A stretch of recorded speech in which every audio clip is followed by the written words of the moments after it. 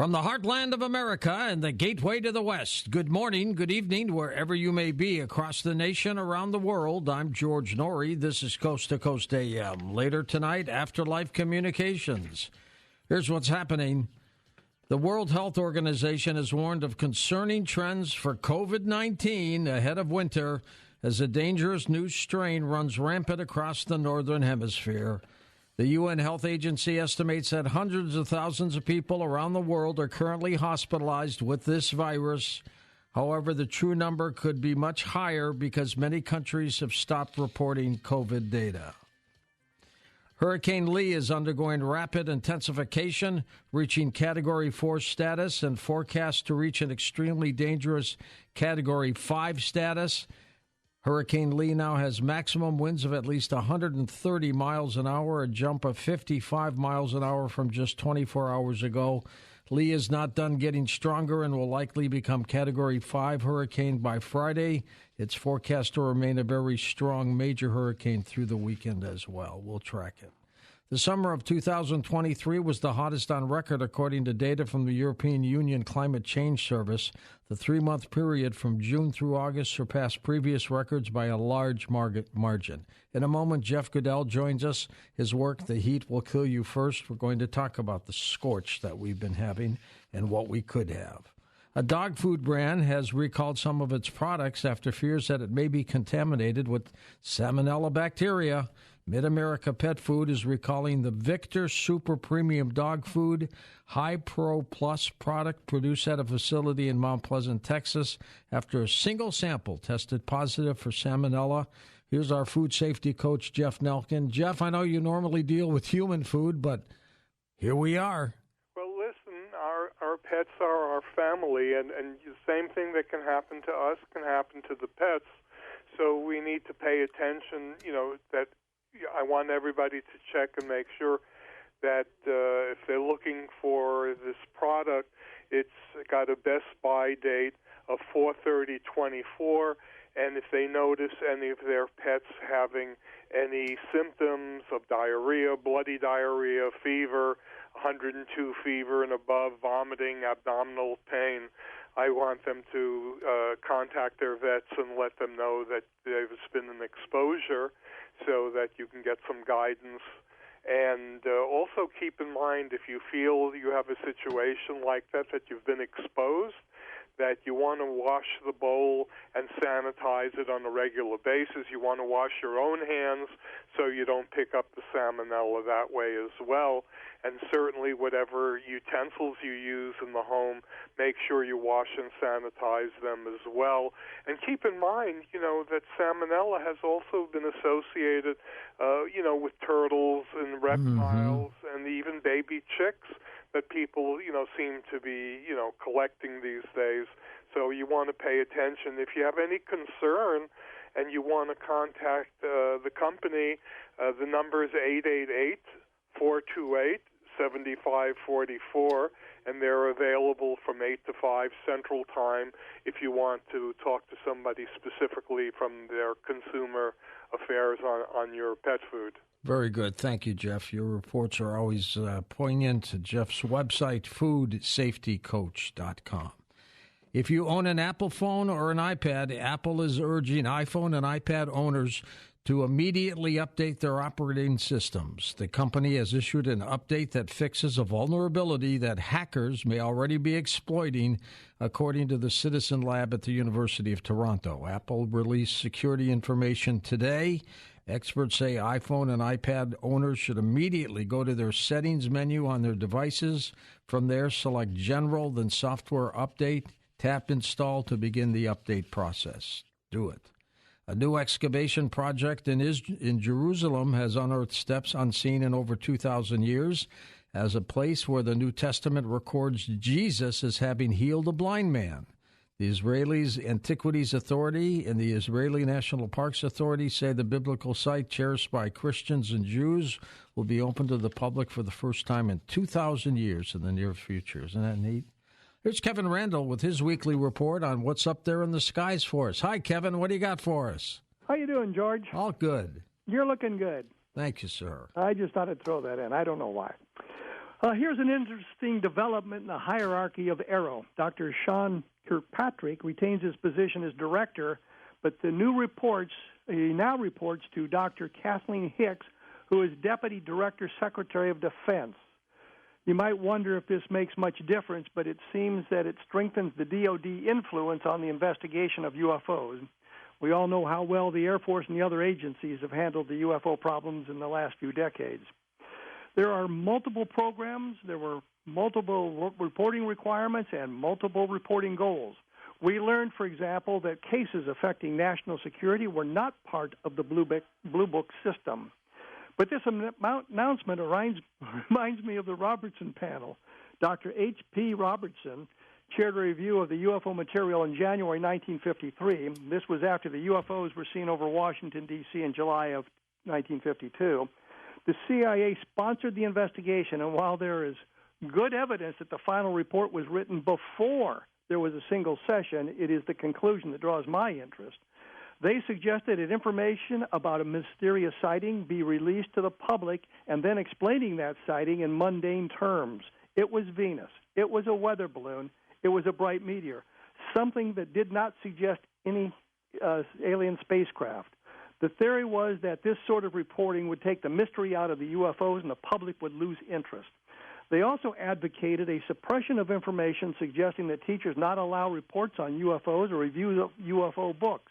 This would stigmatize those who talked about UFOs. Here's where we are today with a claim of transparency on the topic, but a review of the new AARO website seems to suggest an acceptance of some of the Robertson panel's ideas. We see some interesting UFO reports that look mysterious, but now have been explained. Part of the mystery has been removed.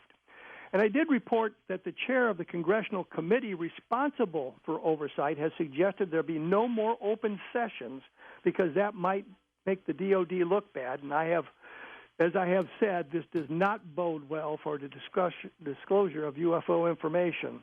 However, Fran Ridge's MADAR network continues to gather data from both human resources and various instruments.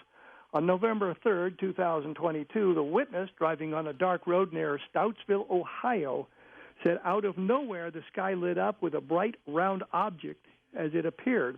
The lights on the UFO were, and I quote, so bright you couldn't stare at it, end quote. There were other unique objects flying up toward that UFO. Coincidentally, the last time I mentioned people who attempted to take cell phone pictures without success. According to this witness, the camera on his cell phone went black, though there is some video of the sighting that he managed to take later. 30 miles to the southeast at Farmington Hills, node site number 144 detected some sort of anomaly. There was a significant magnetometer reading spike. The compass reading changed over the next 2 minutes at the time of the sighting. Unfortunately, the contact information for the witness was not accurate. Without the node site readings at the time of the sighting, this report could be ignored. As I have said, this camera failure is something that I have noticed and addressed on my blog. Searching for more examples which witness attempted to photograph, video, or film a UFO and when his or her equipment failed. While it doesn't explain fully why we don't have better pictures of UFOs, it does provide a partial clue that answers that criticism, and that's what I have for tonight, George. All right, Kev, we'll talk to you next week with your UFO reports. After a 5-year hiatus, Jeff Goodell is back with us. His latest work is called The Heat Will Kill You First, Life and Death on a Scorched Planet. He's next on Coast to Coast AM. And welcome back to Coast. George Norrie with you. Jeff Goodell is an American author and contributing editor to Rolling Stone magazine. Jeff's writings are known for focusing on energy and environmental issues. He's a 2016-17 fellow at the New America Foundation, has written books about his upbringing in Silicon Valley, the story of computer hacker Kevin Mitnick, who just passed away, the rescue of those trapped Pennsylvania coal miners in 2002. You might remember that. His latest work is called The Heat Will Kill You First, Life and Death on a Scorched Planet. Jeff, welcome back. How have you been? Hi, George. Good, thanks. It's nice to be back. And ironically, you wrote this book, even though it just came out, you wrote this book before the Maui fires occurred, didn't you? I did. I wrote this book before this sort of wild, crazy, hot summer that we've had. and that's been a little bit of a strange experience for me. I spent 3 years working on a book, and then the month that it comes out is, one of the hottest months in human history. So that was a little bit strange. Would you have predicted this heat to have occurred so quickly? Well, yeah. This kind of extreme heat that we've had this summer, is pretty well predicted by climate models. It's sort of more or less in line with what climate scientists have been telling us is going to happen as we continue to warm up the planet by burning fossil fuels and putting CO2 into the atmosphere. So it's not really a surprise. What is something of a surprise is just the sort of extremity of some of these heat waves. I live in Texas. It's been really hot here for, I think we've had 59 days now here in Austin, over 100 degrees. So the length and extremity of some of these heat waves has been unusual, but the general trend of this kind of warming is not at all surprising. Phoenix, Jeff, has been a disaster as well, hasn't it? It has been, and I spent a lot of time in Phoenix while I was reporting this book. In fact, this book was sort of born on a day in Phoenix. It was 115 degrees, and I happened to be there for a meeting and had to walk about 20 blocks downtown on this really hot day. And by the time I made those 20 blocks, I was like dizzy and my heart was pounding. And I realized if I had to go another 20 blocks, I would be in trouble. And I realized that even though I'd thought about, climate change, global warming for a long time, I hadn't really thought about how dangerous heat really is to people and to all living things. And I realized that a lot of other people didn't really realize that either. And that's sort of the moment when I decided that I should write this book. I'm in St. Louis right now, Jeff, and you add to the high heat, high humidity. It is horrible. It's like breathing. It's like sticking your head inside of a turkey oven. Yeah, I know the feeling. It's hot and humid here in Texas also. And that's really an important point. There's different kinds of heat, right? And the experience of being in dry heat, like in LA or in Las Vegas or in the Mojave Desert or something like that, is very different than being in the kind of swampy heat that you're talking about, or the kind of heat that's in Miami or on the Gulf Coast or here in Texas. The humidity makes it much more difficult to deal with because the way our bodies deal with heat, the way we cool off is by sweating, right? That's our heat relief mechanism. And when it's more humid, it's harder for that sweat to evaporate, so it's much harder for us to cool off. And in fact, this kind of hot, humid heat is much more dangerous than this kind of dry heat that we experience in the desert and places like that. Jeff, what do these poor homeless people do during these heat waves? My gosh. Well, that's really tough. I spent a good amount of time, with some church folks who were going around in Phoenix trying to help homeless people who are on the streets. And this summer it's been so hot in Phoenix that homeless people and others who have, even fallen onto sidewalks and pavement have been going into the hospital with third-degree burns because the pavement and the asphalt and the concrete absorbs heat and becomes much hotter than the air temperature, so it can be 150 or 160 degrees, literally the kind of frying pan kind of temperatures. And so, it's particularly brutal for people who don't have anywhere to go but outside. In places like Phoenix, in places like Austin and many other cities, there are cooling centers, some churches that are open, places that are sort of public areas where people can go to get air conditioning and cool off. But, it's very hard to get people there. People are suspicious about going there. Unfortunately, they're nice to have, but they don't really have a big impact on the sort of homeless population. And that's why you have people dying in these kinds of extreme heat, because our bodies just can't take it. And if you're exposed for too long in these kinds of temperatures and you don't get some kind of heat relief, you die. Incredible. Tell us the premise of The Heat Will Kill You First. Well, the premise of The Heat Will Kill You First is simply to, a lot of books that are written about climate change and things are written about kind of far off things, people in distant futures, future scenarios, all that kind of stuff, which is important to think about. But I really wanted to talk about how our world is changing right now. And, heat is by far the most deadly of all weather events. Far more people die during extreme heat waves than any other kind of weather event. Hurricanes are dramatic, but the number of people who actually die during a hurricane are relatively small. Whereas with a heat wave, there was a really great study on the summer heat in Europe last year, and 60,000 people died in Europe last year during the extreme heat waves during the summer. In the Pacific Northwest in 2021, I think many people remember that heat wave. There's more than 1,000 people died there, and that's likely an undercount.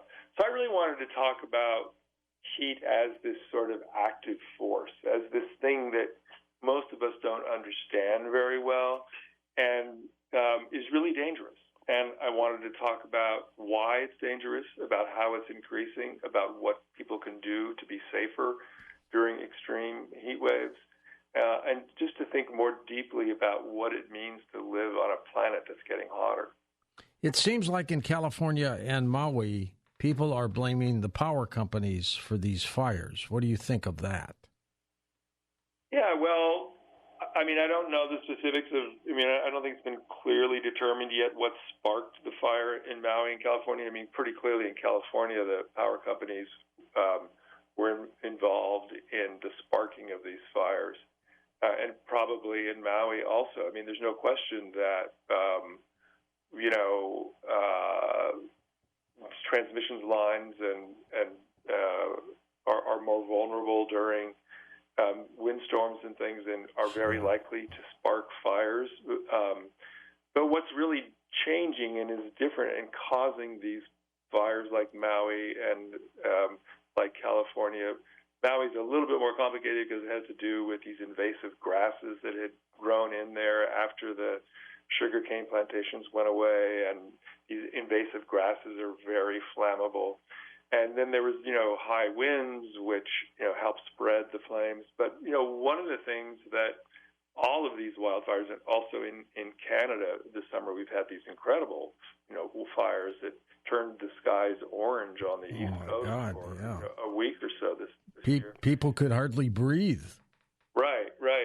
And one of the reasons that, these fires are getting bigger and more intense is because as our atmosphere heats up, it sucks more moisture out of the soil and out of the trees and grasses and things.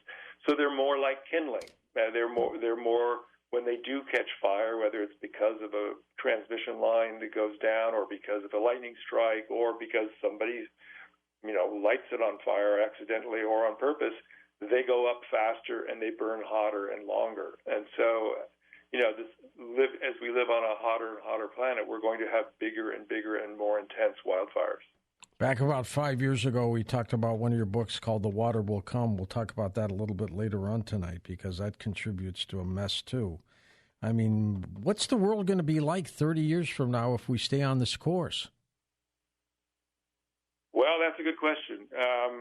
I think the key words there are if we stay on this course. I think that we have a lot of control over the future, depending on how quickly we reduce CO2 emissions, which are clearly what are driving this warming.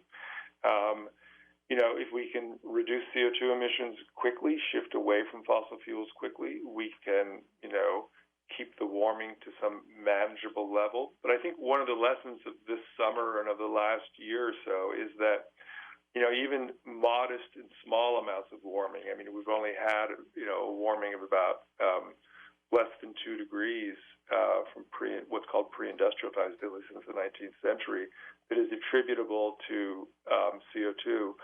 And look at the impacts that have had. The bigger and stronger storms, the bigger wildfires, these more and more extreme kind of events. Oh, and the hurricanes are intense, too. Jeff, we're going to take a quick break. We'll come back and chat more about your work. The heat will kill you first. And welcome back to Coast. George Norrie with Jeff Goodell. The heat will kill you first is his book that has just come out. Jeffrey, are the rising ocean temperatures causing these extreme hurricanes? Yes. I mean, obviously we've always had hurricanes. Hurricanes are not something that is new. Hurricanes are natural events on one level. What's happening is, as the ocean gets hotter and hotter, and about 90% of the heat that is kind of accumulating in the atmosphere is absorbed by the oceans. It's like a big heat sink. As the temperature rises, what they do with the hurricanes is they like turbocharge them in a way. Hurricanes work off the temperature differential between the air temperature and the water temperature is one of the things that kind of drives them. And the warmer the water temperature is, the more intense the hurricane becomes, the more energy it has. And you were talking earlier when you were introing the show tonight about the rapid intensification of the hurricanes right now that we're seeing. Yeah. And that's very characteristic, and that's one of the well-documented, well-proven impacts of this hotter world that we're living in is bigger and more intense hurricanes. Some meteorologists are predicting a very cold, intense winter. Now, if they're right, how can this be? Well, so first of all, a warming world doesn't mean it will never be cold again. What we're seeing with climate change as the temperatures increase, we're seeing more and more extreme events, and that can mean cold snaps in strange places and for strangely long periods of time. I mean, I live in Texas. 4 years ago, we had a snowstorm here that knocked out the power for 5 days. Oh my God, yeah, it was horrible. Yeah, so it's not like and it just that it snow because it snows somewhere sometime. That means that global warming is a hoax. Climate change means that we are going to see more and more extreme events, and that can include extreme cold. I think that it's very possible that parts of America will see, or parts of the world will see, extreme cold this winter. But that doesn't invalidate this sort of larger truth that adding CO2 to the atmosphere is warming our world, and that warming world is changing the climate in very profound ways. Greece got hit with horrendous fires, too, didn't they? I think they're still going on. Yeah, and flooding. They've also been hit with tremendous flooding.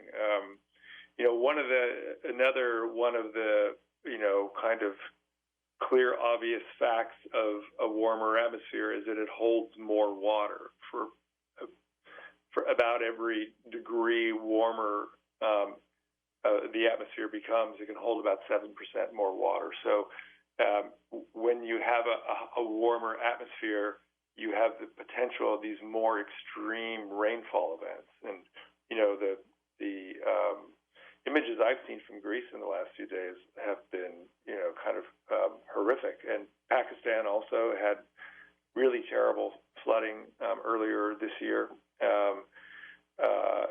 So that's when we talk about climate extremes. These kinds of extreme rainfall events are a big part of that. If you had your druthers and you had to live in some kind of condition of high heat or very freezing temperatures, which of the two would you choose? Well, that's an interesting question. They both have their own challenges.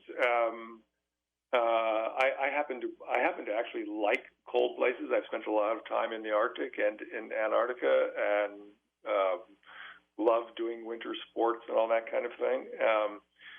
So, I think that I would choose cold, even though I live in one of the hottest places in the country. I live here because my wife has a job here, and it's not easy for us to be somewhere else. And it's for a writer like myself who's interested in energy and climate change. Texas is a really interesting place to be. It's sort of the belly of the beast, both of the energy world and the climate change world. So I find it kind of fascinating. But, if I had my choice, I think I would live in cold. Was what happened, you hit it on the head, but what happened this summer with the heat, was it predictable?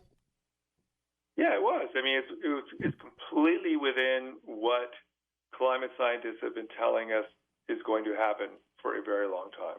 I mean, these climate models have these, range of projections given certain levels of CO2 in the atmosphere. And when you look at those models and these range of projections, we're exactly within that. And it's not just the climate scientists who have these models and have these models that are very accurate. Big oil companies like ExxonMobil, it's come out now that it's been shown through a bunch of research that and discovery that they had models in the 70s and 80s showing these kinds of temperatures and these kinds of changes that we're seeing right now, 30 or 40 years ago. So no, it's not surprising, but these climate models talk about kind of global changes, global averages. They can't specify, there's going to be, a heat wave in Texas in July and it's going to last for 2 weeks.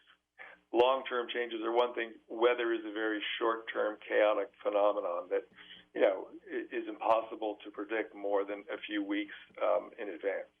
Would you expect next summer to be as hot as this summer? What do you think?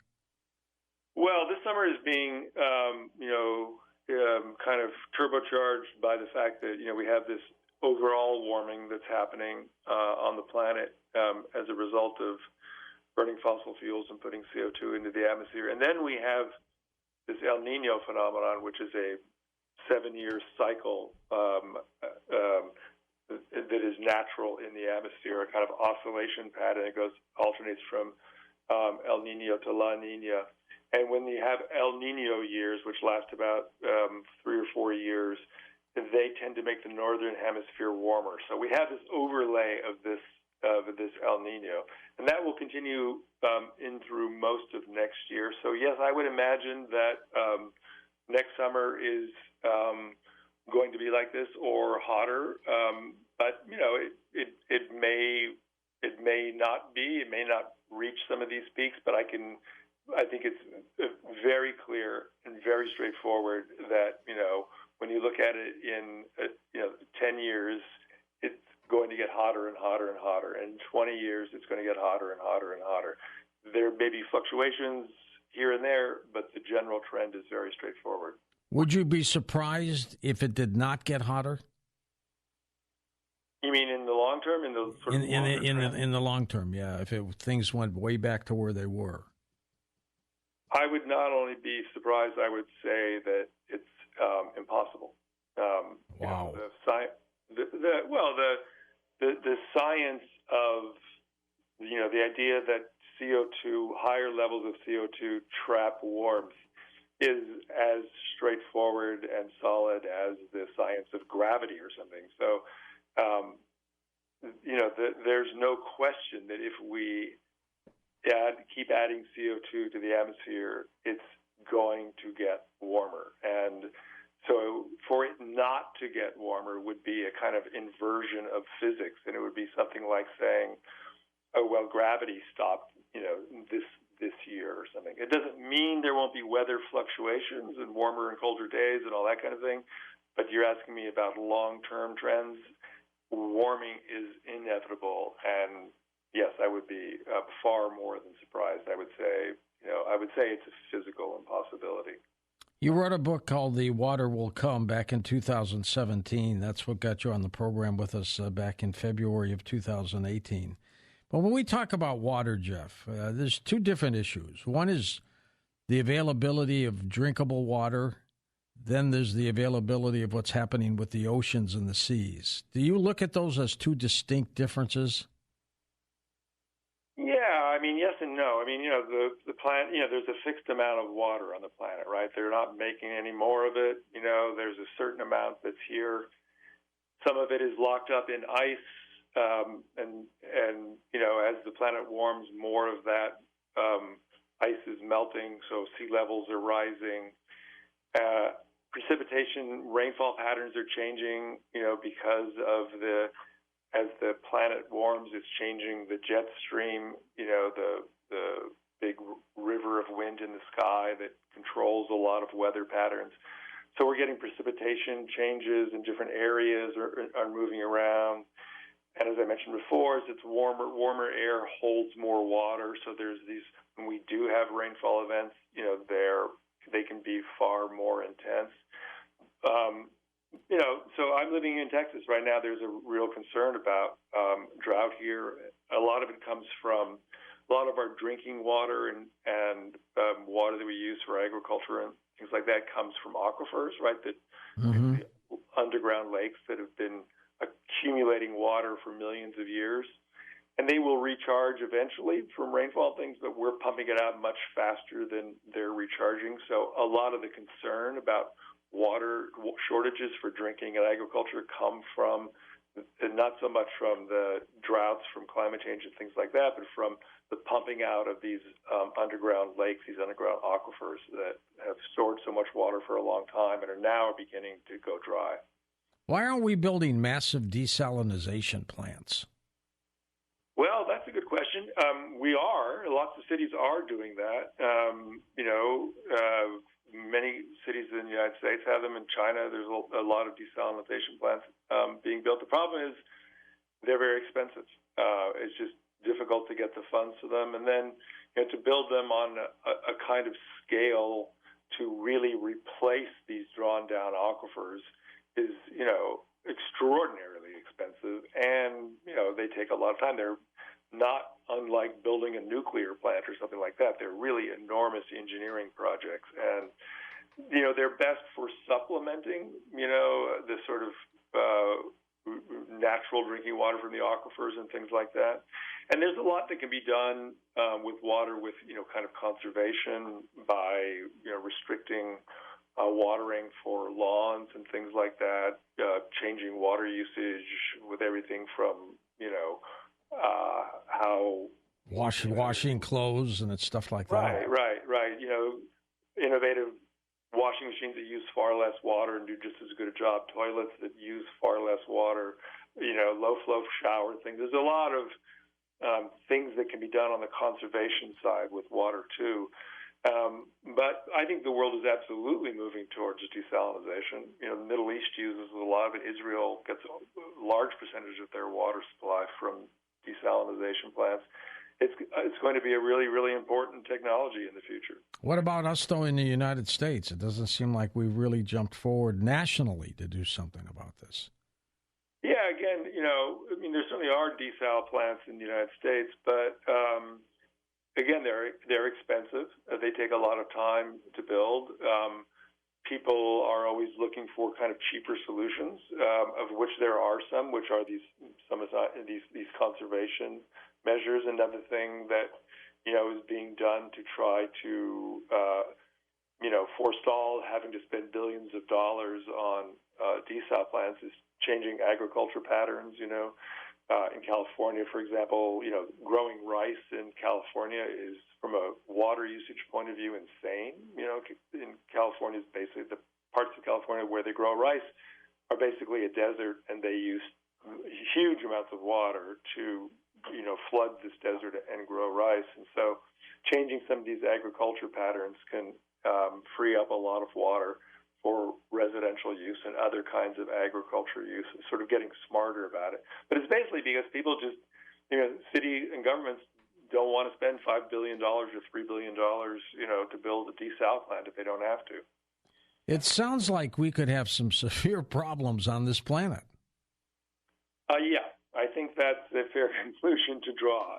And I don't think those problems are unsurmountable. I'm not a doomer in any sense of the word. I think that, we have the technology, we have the know-how to change how we live, to adapt. We're going to have problems with food, food shortages, with crop failures and things as these heat events continue, and as we have more and more issues with water and these extreme rainfall things. That's a big looming change. Flooding in coastal areas, extreme heat in cities that is very deadly. In my book, I talk about heat, about the line between the kind of cooled and the damned. The people who have access to air conditioning and cooling spaces, and as you asked at the beginning about homeless people and stuff, and people who are stuck outside.